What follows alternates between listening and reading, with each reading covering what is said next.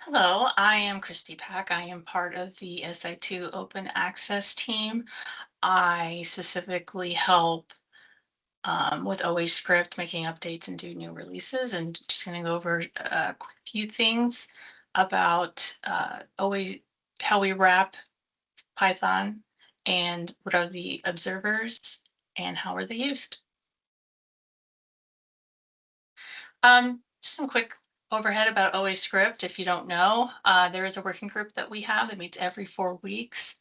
This is a great place to get one-on-one attention with the group and get any questions answered. It also is a good way to get features into new builds and just understand what we're doing.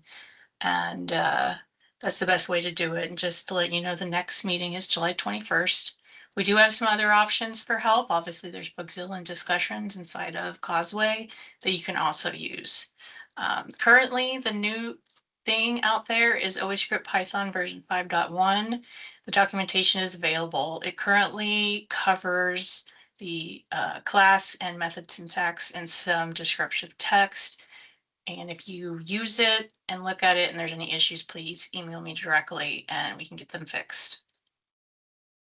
Upcoming, we're going to be doing the 6.0 documentation, and currently both will be in Doxygen. Hopefully in the future, maybe we could have a more Python specific documentation tool to use.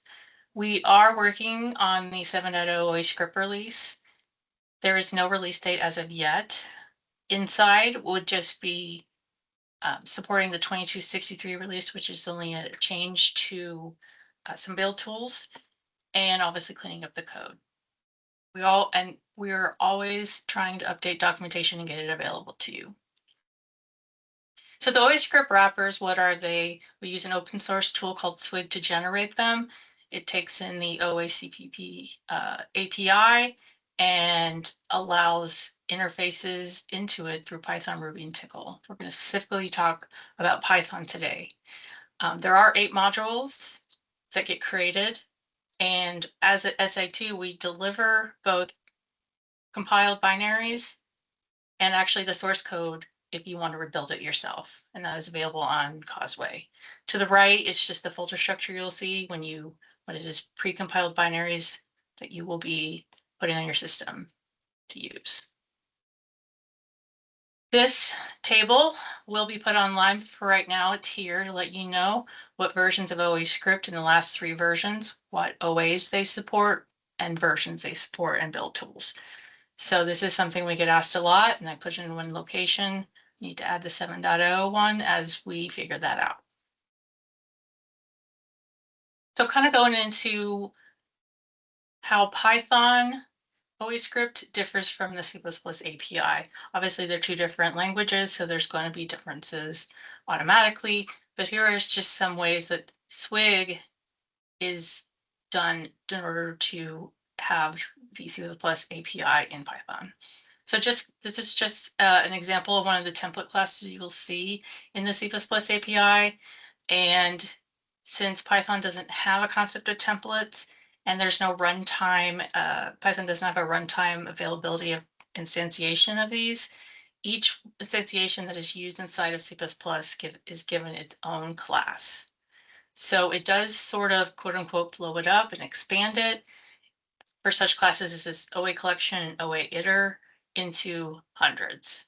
So there are a ton of certain classes only because those are different instantiations that are available to you in Python.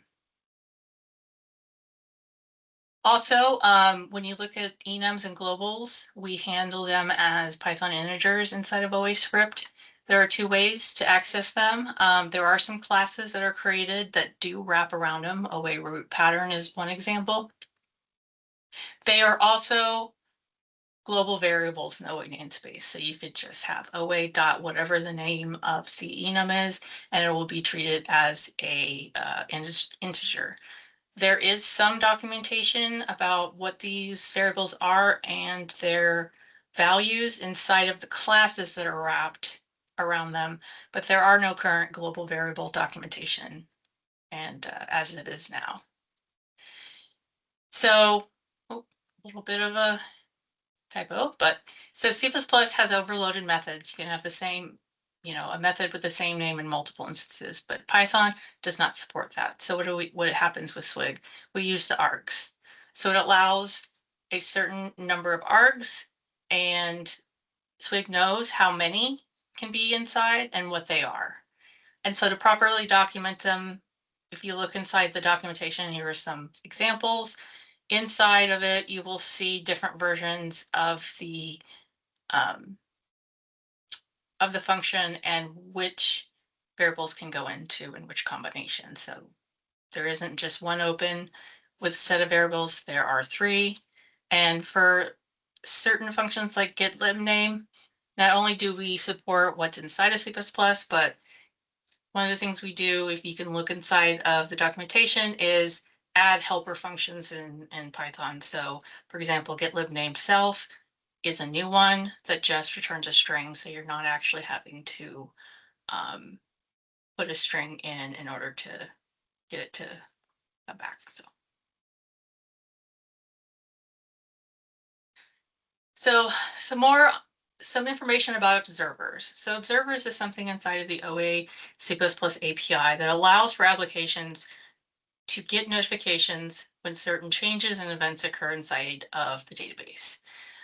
OA does determine what observers can be used on which classes. So we cannot create any new observers, but you can create derived observers. We'll go over kind of how to do that, just showing on the left. One of the things that OA has allowed is that there is an observer on OANet, but there is no observers underneath it. So you can use derived classes of OANet to specifically target certain children of it, if you please. You can create multiple derived classes from the same OA observer. There are three types. The standard is most of them. They just have the same four notification methods, and usually the active observer itself doesn't have anything in it. It just inherits from the standard. Special are just observers on special classes that need more information, and they are not a part of the standard. Scoped is more of a type of observer where you can figure out what changes have occurred pre and post the create and destroy functions, as an example, in order to see what side effects certain changes do and how they affect the database. This is just some example code. The goal is to get this in our tests, which will be in our source code, and eventually in our documentation. But this is just kind of a quick, how does Python look in order to create observers? So you do have to create a derived method. And in that method are a set of functions that you can look up in the documentation that are in C++ virtual functions. They are meant to be overridden. You do not have to actually override all of them. You can pick the ones you want. So in this case, I have two derived observers, and I'm picking two of the functions in order to override. And in the first one of the things that is an example is, what can you do inside an observer? Well, it's more like information, more like debugging, more like logging. You can also create OA props, set the certain data inside of it on that object, so you can, if you want, get to it in another part of your code.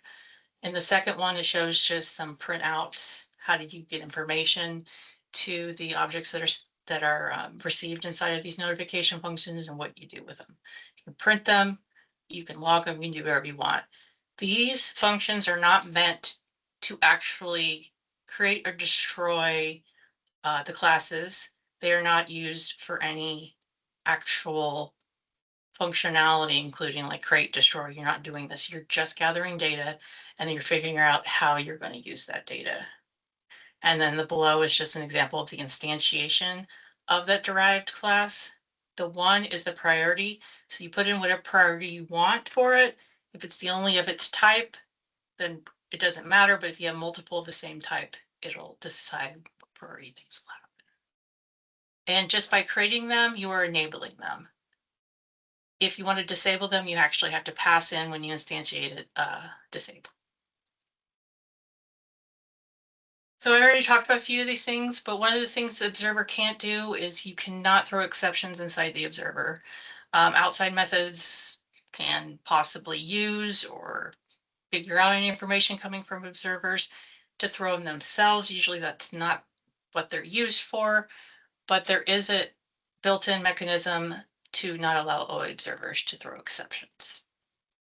Obviously, I talked about this a little bit, do not create or destroy observers.